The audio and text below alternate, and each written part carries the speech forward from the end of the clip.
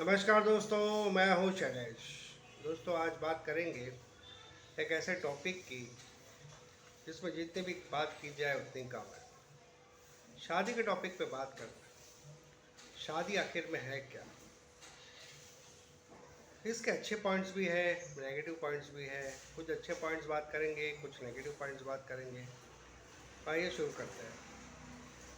शादी बेसिकली समाज ने बनाई हुई एक व्यवस्था है ताकि इंसान अकेला ना रह सके।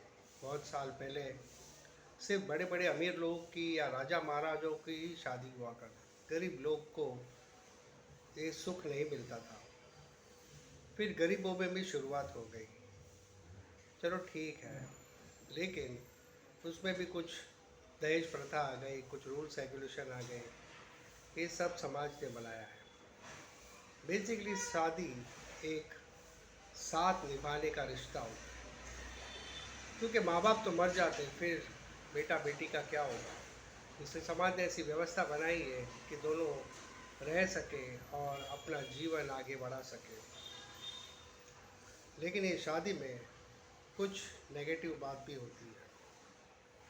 शादी में होता है जैसे अरेंज मैरिज हो गई, उसमें आप एक दूसरे को जानते नहीं हो, एक दूसरे के स्वभाव को नहीं जानते हो, और माँ बाप ने तय कर दिया और आप बैठ गए लग्न मंडप में। उसके बाद शादी के बाद पता चलता है पति का स्वभाव कैसा है, पत्नी का स्वभाव कैसा है। लड़ाई झगड़े शुरू हो जाती है, क्योंकि शादी की जो नींव है वो है ज़रूरत के मुताबिक।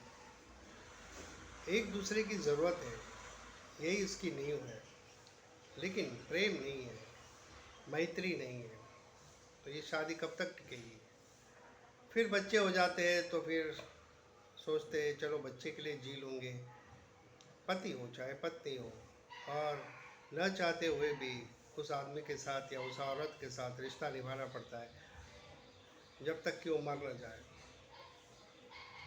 कहने की बात यह है कि शादी में प्रेम और मैत्री नहीं होता।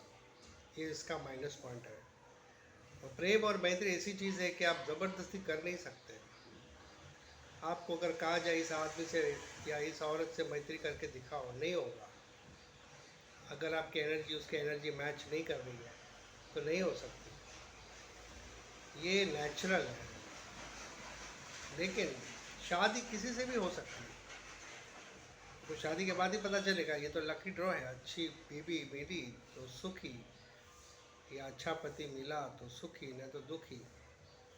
इसमें किसी का कोई कुछ कर नहीं सकता, क्योंकि आपकी जो बीवी है उसको आपने पैदा नहीं किया, आप उसको समझा नहीं सकते। आपकी बीवी या आपका पति झगड़ालू है तो आप कुछ नहीं कर सकते। आप केवल उसका मुंह देख सकते हैं कि कैसे वो दुर्गा बन गई। आप कुछ नहीं कर सकते। आप केवल मौन रह सकते हैं। हो सकता है तभी वो शांत हो जाए, क्योंकि उसका स्वभाव उसके माँ बाप से आया है। आप कुछ नहीं कर सकते। बेटर है कि आप घर से बाहर निकल जाइए। तो कहने की बात यह है कि शादी में पेशेंस होना बहुत ज़रूरी है। शादी एक पेड़ को उगाने जैसा है। एक पौधे को आप उगाते हैं, 10-20 साल लग जाते हैं, तब जाके उसमें फल फ्रूट आते हैं। तो शादी में ऐसा ही है। शादी भी एक बीज बोया है, 10-20 साल के बाद आपको उसका फल नज़र आएगा। कुछ नहीं होगा पता, 5 साल में भी कुछ पता नहीं चलेगा उसका स्वभाव कैसा है। कम से कम 10 साल लगता है समझने को। एक आदमी को समझने में 10 साल लग जाते हैं कि कैसा है उसका रिश्ता, कैसा है उसका स्वभाव।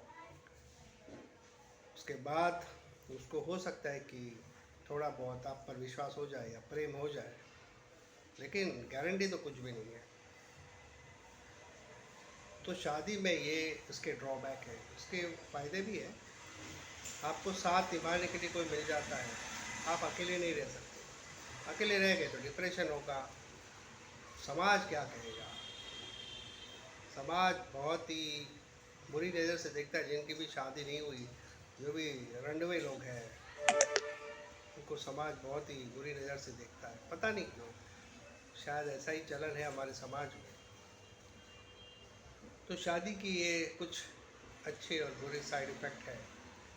शादी सोच समझ कर करना दोस्तों, ख़ानदान देख कर करना, उनके जैसे माँ बाप वैसे बच्चे होते हैं।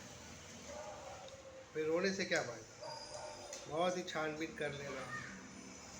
जो भी बातें हैं कि शादी के बाद ये काम नहीं करूँगी, वो काम नहीं करेगा, ये सब पहले क्लियर करो। बाद में इस पे झगड़ा करने से क्या फ़ायदा। आज के वीडियो में इतना ही, मिलते हैं नए वीडियो पर। जय हिंद, वंदे मातरम।